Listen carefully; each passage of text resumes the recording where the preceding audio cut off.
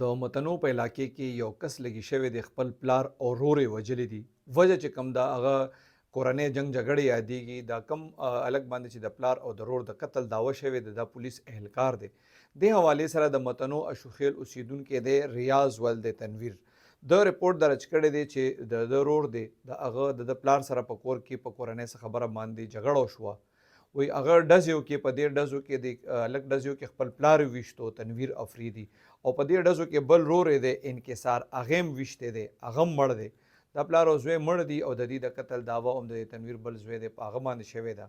وجه چې دی کم اف ای آر کې یاد کړی دا غي کورنۍ جګړه هم یاد کړی دي او پولیس چې کم اف ای آر درج کړی دی په هغه کې د مودي ویل دي چې د دې کم رور دا ډز کړی دي هغه پولیس اهلکار دی د الیټ فورس او هغه وی نشي هم کوي او وجه چې کوم یاد کړی دا غي نشي هم یاد کړی دا او کورنۍ تنازع چې کوم دا جنگ جګړه هغه هم یاد کړی دا.